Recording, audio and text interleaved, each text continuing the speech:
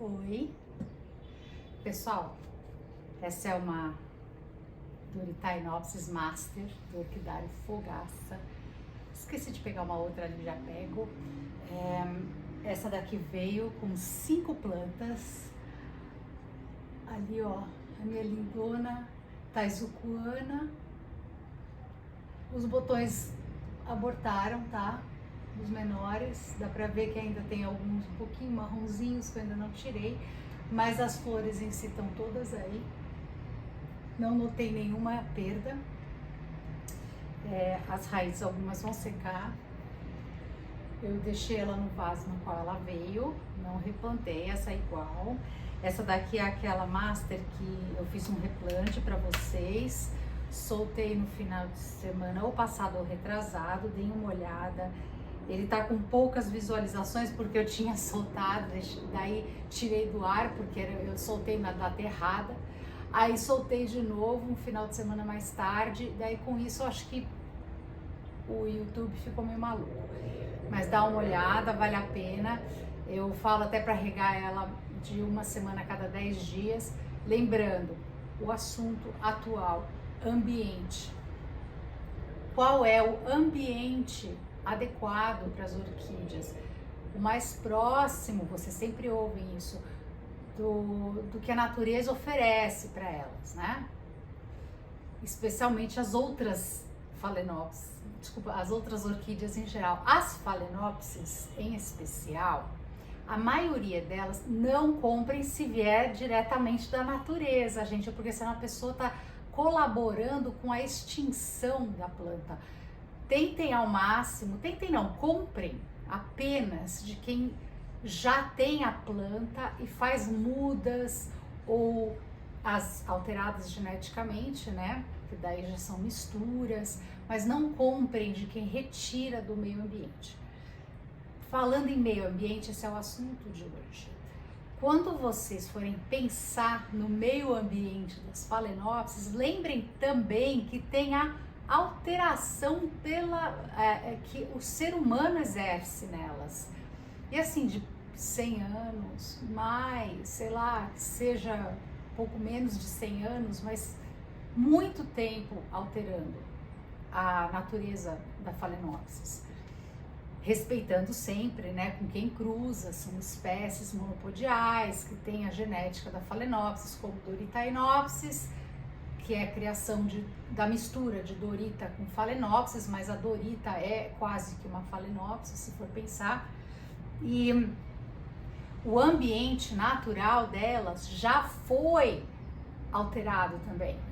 Ele foi adaptado para o nosso cultivo, para a nossa realidade.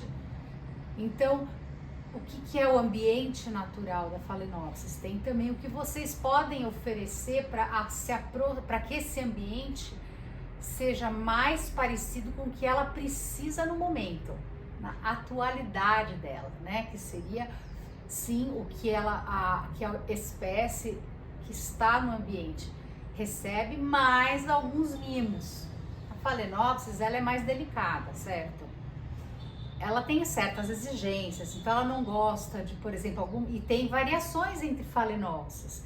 Essa daqui tem a folhagem mais esverdeada clara, né? Não, atrás é verde claro. Essa vai precisar de mais luminosidade do que uma com as folhas mais escuras, como essa daqui, até que essa não é muito, tá? É só a beirada, mas a orelha aqui de elefante, tá? Essa Taizukuana aqui, ela tem as folhas levemente arroxeadas ao redor, mas tem umas que são bem roxas atrás. Elas precisam de menos luminosidade do sol direta, portanto bem mais filtrada do que uma com as folhas bem verdinhas. Aí tem também a variação de se a planta está com poucas raízes e precisa desenvolver novas raízes, ela vai precisar de bem menos luminosidade solar direta, portanto bem mais filtrada. Talvez bem cedinho de manhã, porque as plantas precisam do sol para fazer a fotossíntese e se desenvolver. Porém, se ela ficar em muito sol, não vai desenvolver tantas raízes, porque precisa de mais umidade. Mas, de novo, não se esqueçam, elas desenvolvem mais raízes e folhas no calor.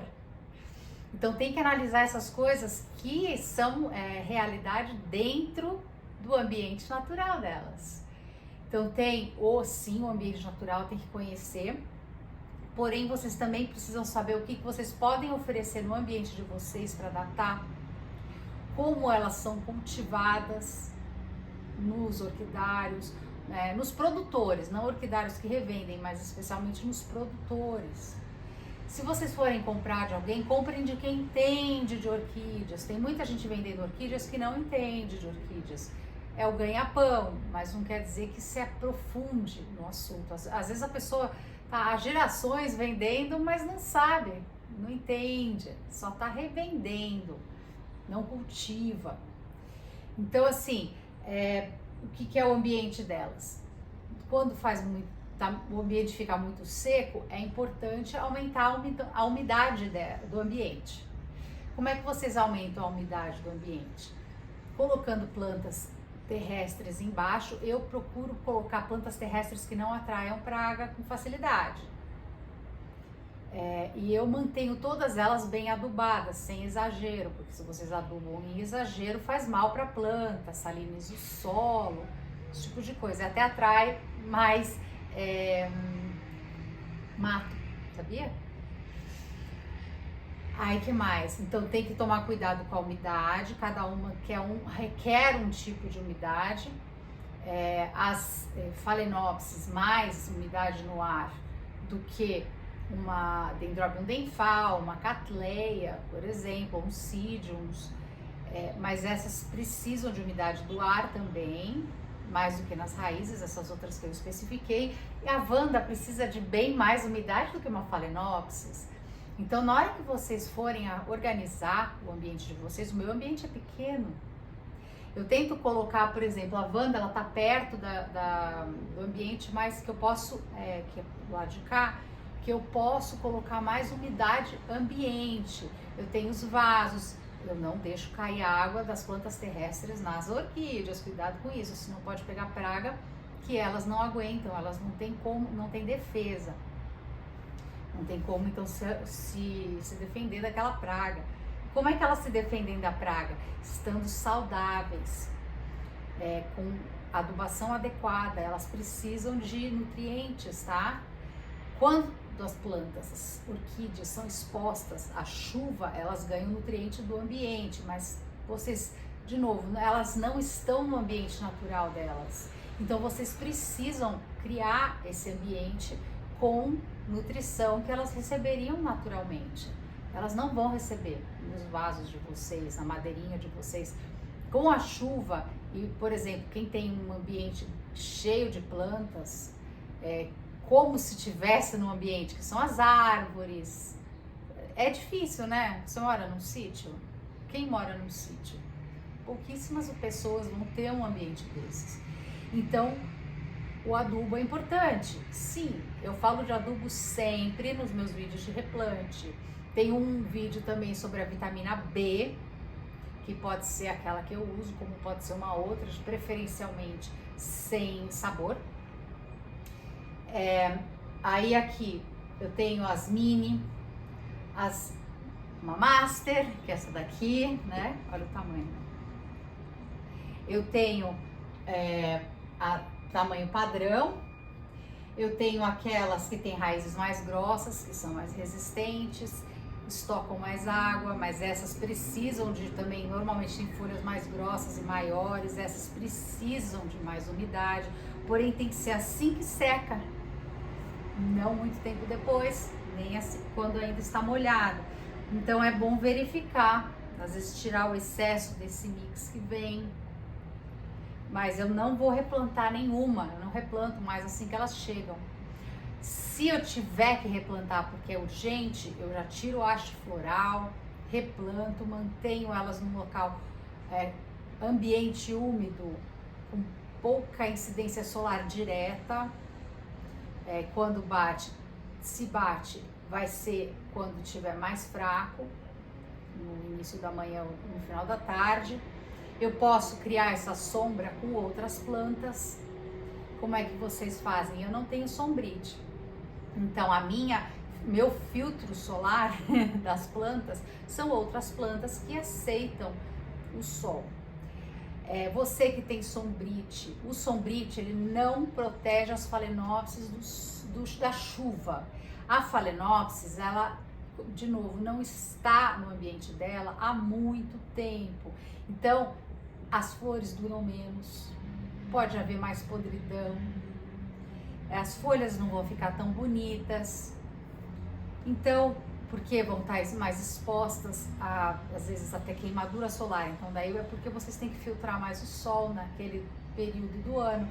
Tem que conhecer o quanto incide de sol em cada fase, né? Cada estação. Às vezes a estação também tem uma variável, porque o sol ele está se mexendo constantemente. Por isso que existem as 4 estações. Vocês que moram perto do centro, assim, mais ou menos, mais para cima do Brasil, que não tem, ali perto da linha do Equador, que não tem essas variáveis, então é mais fácil, vocês não precisam pensar tanto, observar tanto as mudanças do sol no decorrer do ano. Mas quanto mais para o sul do Brasil, mais tem essas mudanças. E no extremo sul tem extremos maiores do que aqui, onde eu moro, por exemplo. É muito mais frio e muito mais quente. Então, o que seria indicado para quem tem esses extremos? Achar uma cobertura que proteja da chuva e diminua a incidência solar.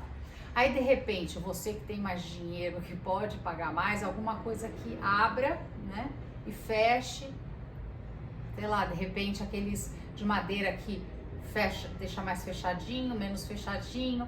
Tem tantas opções, vocês teriam que verificar o que tem no mercado. Eu moro em apartamento, não vou nem procurar. Isso é coisa de quem tem uma casa própria, daí vai aos poucos adicionando alguma coisa. Pode fazer, né, um orquidário mais chique. Aí coloca uns banquinhos bonitinhos, uma mesinha de café, fica ali, delícia, né? Já deixa uma casinha pequenininha com todos os acessórios.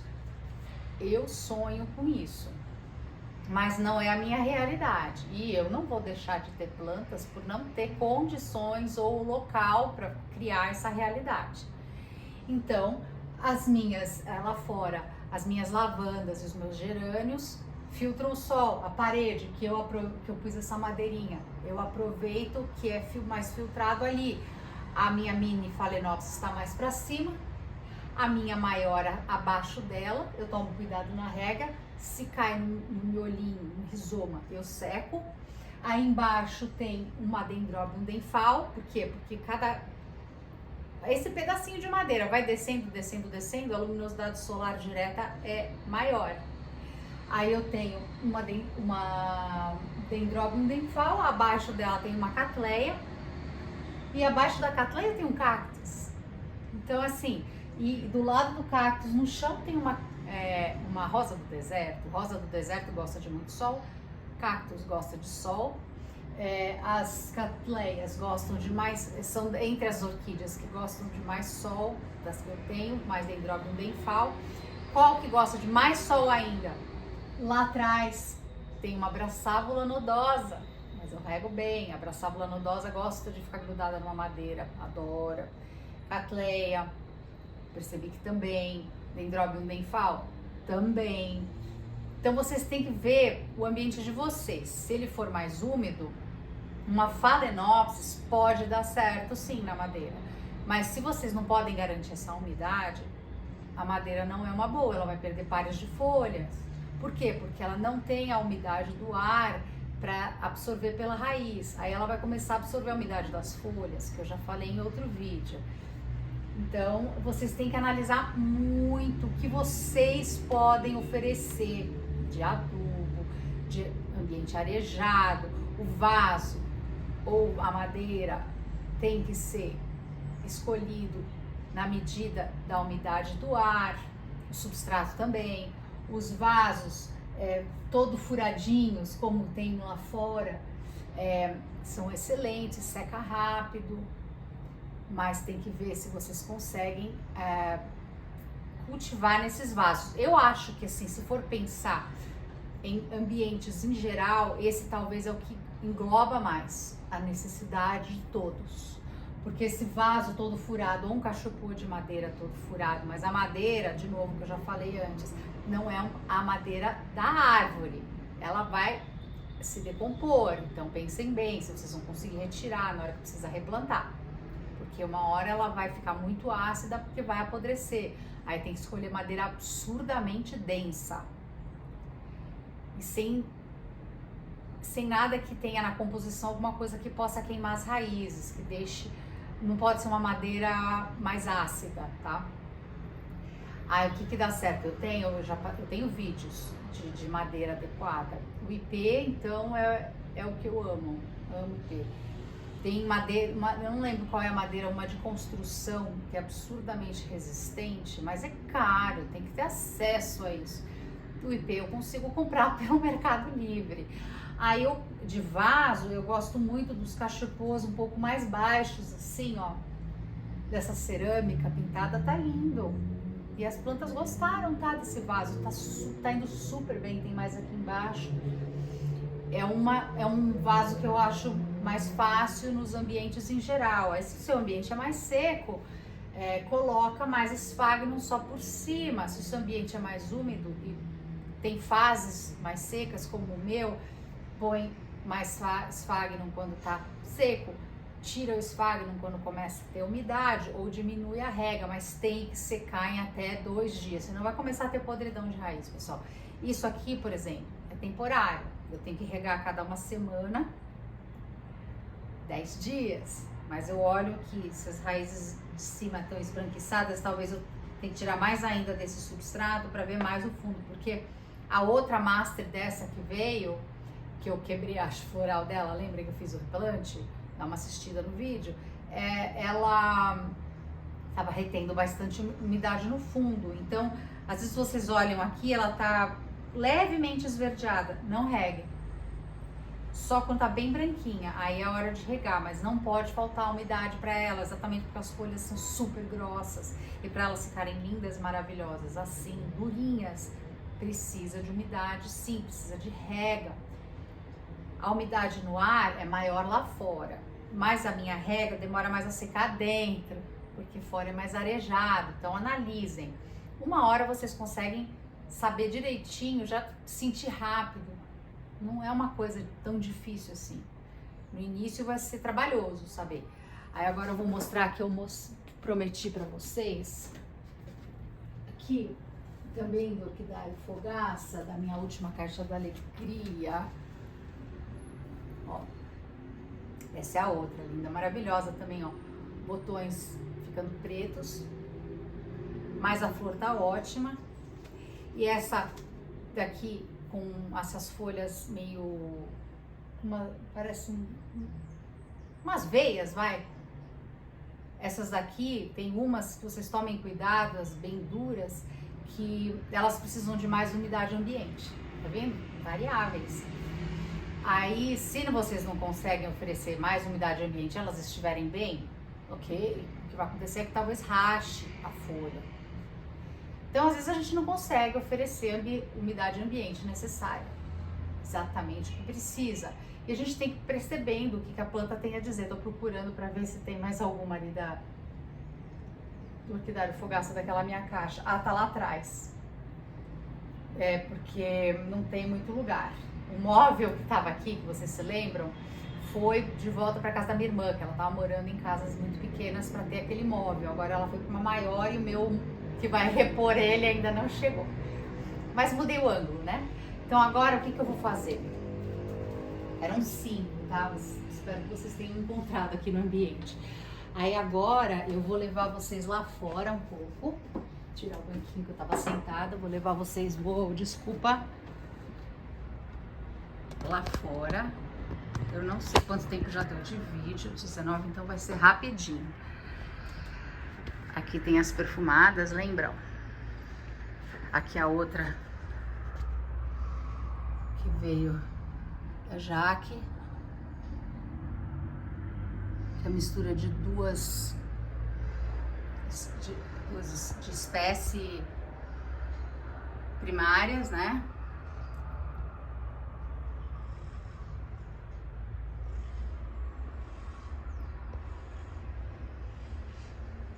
Só tô mostrando elas.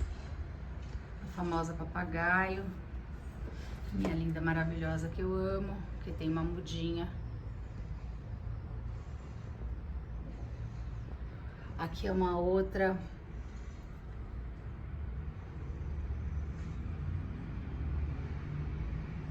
Que é mistura de duas. Lembra?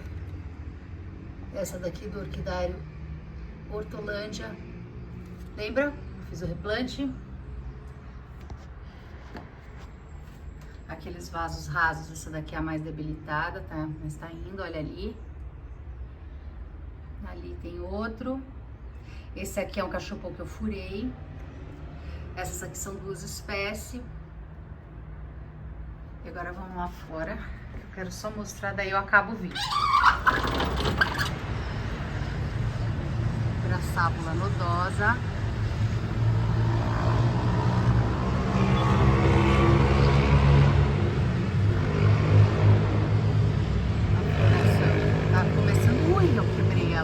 Mais, tá?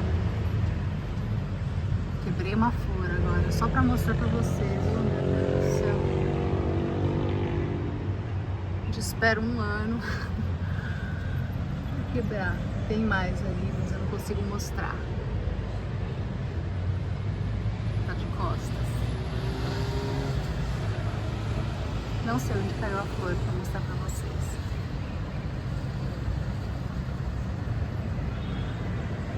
Carrot cake.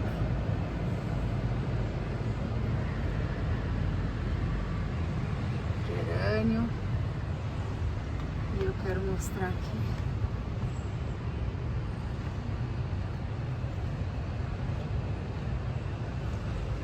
A Braçábula perrine. É isso aí, pessoal. Por favor, curtam o vídeo.